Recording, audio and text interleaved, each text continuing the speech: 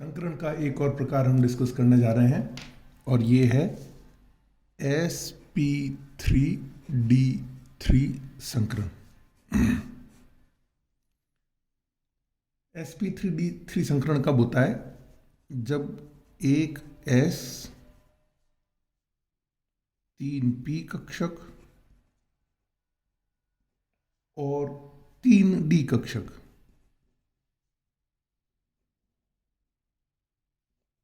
और ये 3d कक्षक कौन से होंगे? dxy, dxz और dyz। ये जब संकरण में भाग लेते हैं, संकरण में भाग लेकर कुल कितने कक्षक भाग लिए? 3, 3, 6 और 1, 7। 7 नए संकरित कक्षक बनाते हैं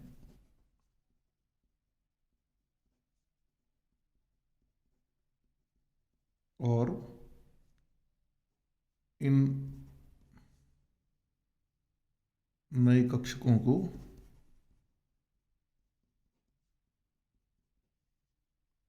sp3d3 संकरित कक्षक कहते हैं।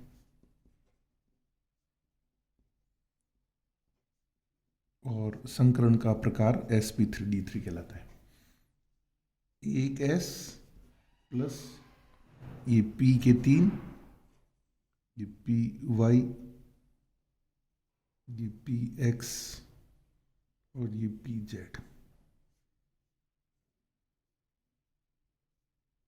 px, py और pz प्लस d के तीनों कौन कौन से? इन बिटवीन दी एक्सिस, ये हो गया आपके x एक्सिस, ये y एक्सिस, ये हो गया dxy प्लस ये हो गया आपके y एक्सिस, ये हो गया आपके z एक्सिस, ये हो गया dyz और प्लस ये आपके हो गया x एक्सिस, ये हो गया xy, yz, xz, ये हो गया z एक्सिस dxz।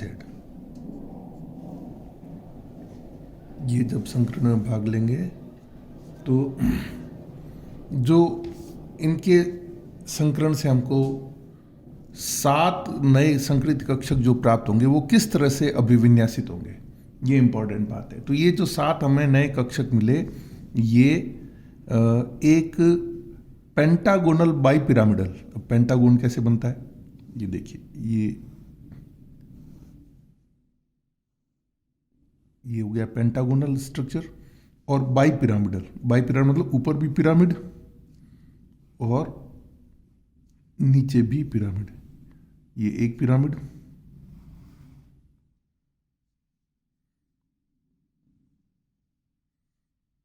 और इसी तरह ये दूसरा पिरामिड।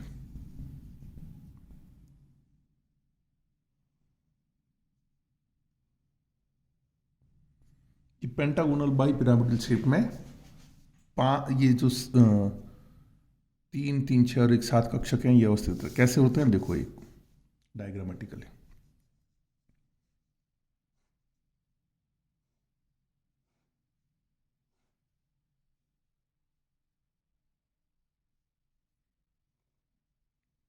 ये एक, ये दूसरा,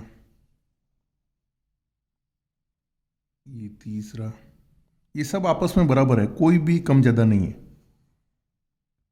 ये चौथा,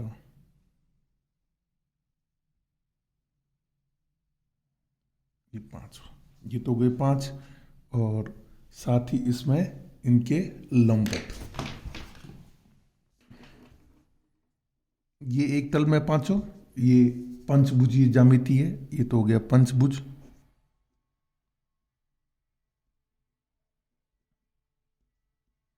और इसमें यदि मैं पिरामिड बना दूं, इसके तल के लंबवत, ये छठा sp3d संकरित कक्षक और ये 7वां sp3d3 संकरित कक्षक।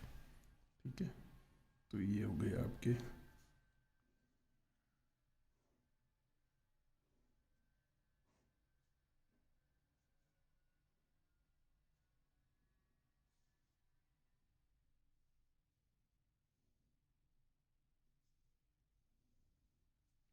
ये पंचभुज के बाद में ये बन गए आपके द्वीप पिरामिड। पंचभुज द्वीप पिरामिड संरचना बनेगी। अब इसका उदाहरण क्या है? अच्छा, एक चीज और, इसमें जो नीचे पंचभुज तल में जो बंद कोण होता है वो 72 डिग्री का है, और पंचभुज और पिरामिड के बीच में जो कोण है वो 90 डिग्री का है। तो पांच कोण तो हो गए, पांच कोण तो हो गए आपके 72 डिग्री के, और दो कोण हो गए आपके 90 डिग्री के। ठीक है, इसका हम एग्जाम्पल डिस्कस कर रहे हैं, तो इसका उदाहरण आप देखेंगे। उदाहरण है आपके IF7 आयोडीन। आयोडीन इसका उदाहरण है IF7। अब कैसे देखो, ये आयोडीन, इसकी आद्य अवस्था या ग्राउंड स्टेट, आद्य अवस्था या ग्राउंड स्टेट। न्यूनतम ऊर्जा अवस्था में इसका आयोडीन का इलेक्ट्रॉनिक कॉन्फ़िगरेशन क्या है? बाह्यतम कक्ष का ये एनर्जी प्रोफाइल हो गया।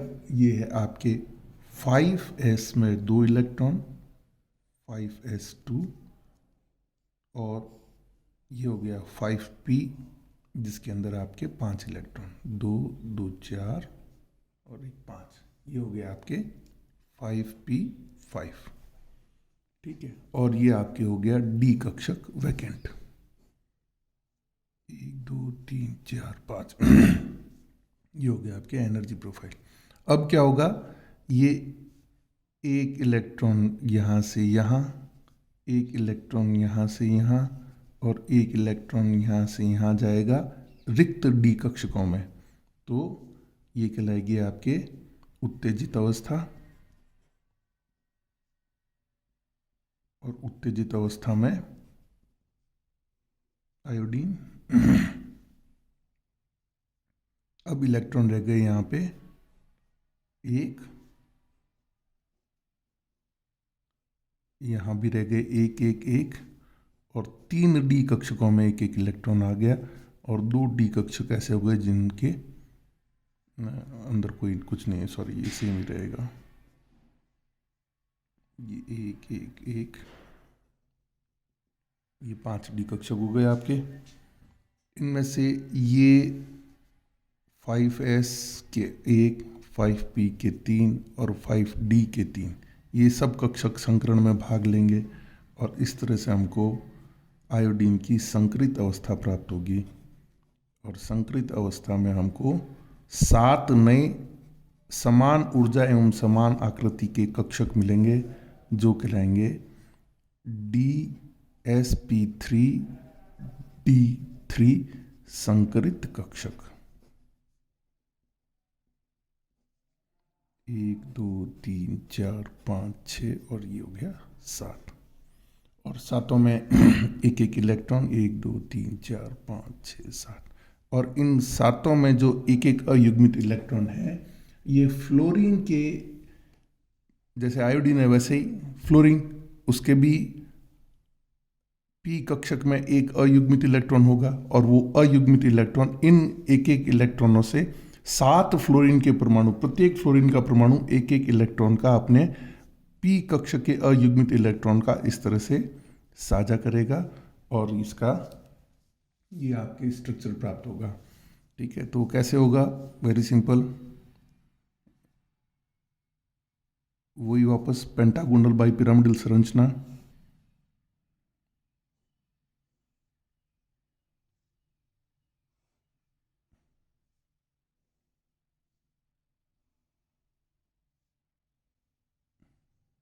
ये हो गया आपका आयोडीन का परमाणु, और इस आयोडीन के परमाणु से ये एक फ्लोरीन का परमाणु, ये दूसरा फ्लोरीन का परमाणु, ये तीसरा, ये चौथा, ये पांचवा, ये छठा, ये सब फ्लोरीन के परमाणु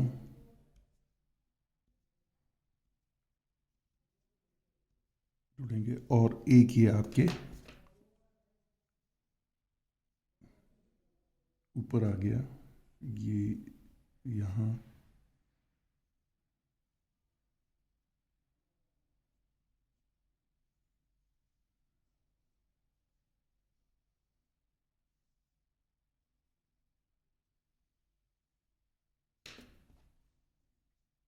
ये आयोडीन का परमाणु ये फ्लोरीन के परमाणु से जुड़ गया। तो इस तरह से ये आयोडीन 1 2 3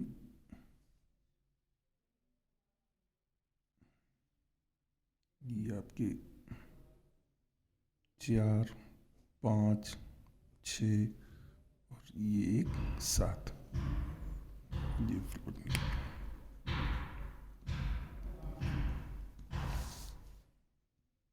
और इसमें जो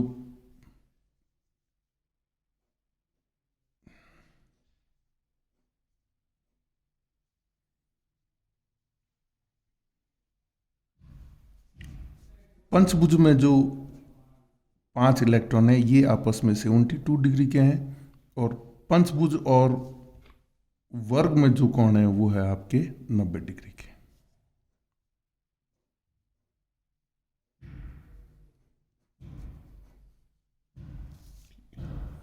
तो ये आपके हो गए ज्यामिति इसकी। तो this is the first example of sp3d3 संकरित कक्षक। तो क्वेश्चन पूछा जाता है sp3d3 संकरण को समझाते हुए संकरण को उदाहरण सहित समझाओ।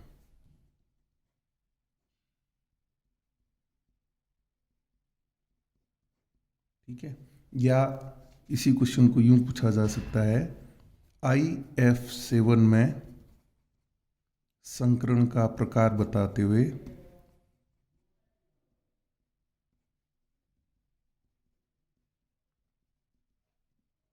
इसे समझाओ। ठीक है, तो ये तो हुआ आपके sp3d3 का एक एग्जांपल। एक और एग्जांपल sp3d3 का हम देखते हैं, वो है XeF6 उदाहरण नंबर 2 के XeF6 अणु। ज़ीनॉन का ग्राउंड स्टेट इलेक्ट्रॉनिक कॉन्फ़िगरेशन क्या है? ज़ीनॉन का ग्राउंड स्टेट इलेक्ट्रॉनिक कॉन्फ़िगरेशन ये आपके एनर्जी प्रोफाइल ये 5s2 और 5p6 1 2 3 ये 5s2 ये 5p6 और हर एक में 2 2 इलेक्ट्रॉन, और ये 5d आपके खाली 1 2 3 4 5। यहाँ पर भी एक एक इलेक्ट्रॉन का स्थानांतरण होगा। यहाँ से यहाँ एक इलेक्ट्रॉन गया, यहाँ से यहाँ एक इलेक्ट्रॉन गया, यहाँ से यहाँ एक इलेक्ट्रॉन गया, उत्तेजित अवस्था प्राप्त होगी, है ना, एक्साइटेड स्टेट। उत्तेजित अवस्था ये इलेक्ट्रॉन, ये 5s में 2 के 2 इलेक्ट्रॉन रहे, ये 5p में 3 हो गए, और 5d में भी 1 2 3 3 हो गए। अब 5d3 5p3, अब ये भरा हुआ पूरा, और ये एक एक इलेक्ट्रॉन वाले 3 3 6, और ये सब कक्षक संकरण में भाग लेंगे। हमको क्या मिलेगी? संकरित अवस्था, हाइब्रिड स्टेट। और संकरित अवस्था में हमको 7 नए कक्षक मिलेंगे।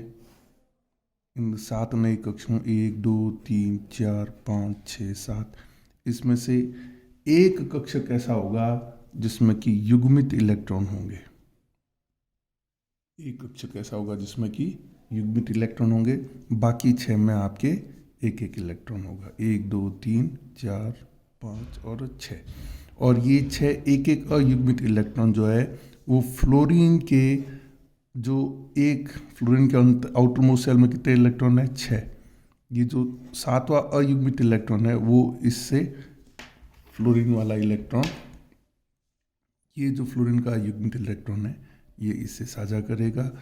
कुल 6 फ्लोरीन के परमाणु की आवश्यकता होगी, हर एक फ्लोरीन परमाणु एक एक इलेक्ट्रॉन देगा। इस तरह से हमको फ्लोरीन के अंदर ये संरचना प्राप्त होगी। अब इसमें इम्पोर्टेंट चीज़ क्या है कि यहाँ पर ये जो है ये पेयर ऑफ इलेक्ट्रॉन कहलाता है और इसकी भी संरचना पंचभुजीय पिरामिडी होगी। वो द्विपिरामिडी थी, यहाँ पे सिर्फ पिरामिडी संरचना होगी और एक पेयर ऑफ इलेक्ट्रॉन उसके पास रहेगा। ये हो गया आपके जीनॉन,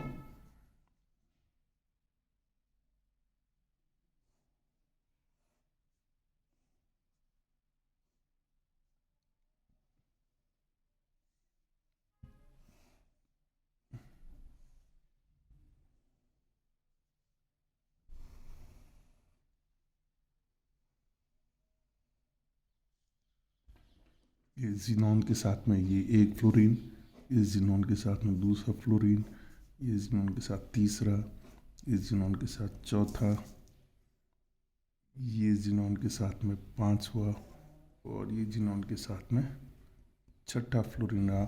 और साथ ही इसमें ये pair of electron, lone pair of electron रहेंगे, एकल युग्म के इलेक्ट्रॉन।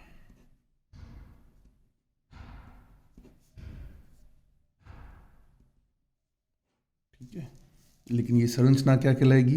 ये संरचना कहलाएगी आपके पंचभुज द्विपिरामिड की जगह सिर्फ पिरामिड, पंचभुज पिरामिडी संरचना कहलाएगी। तो क्वेश्चन पूछा जाता है, explain hybridization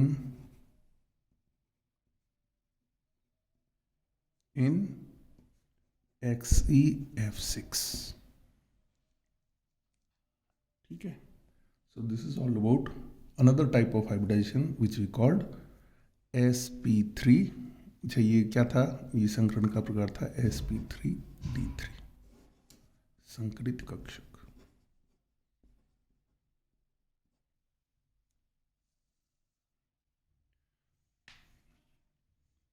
So this is all about another type of hybridization known as sp3d3 hybridization. Thank you.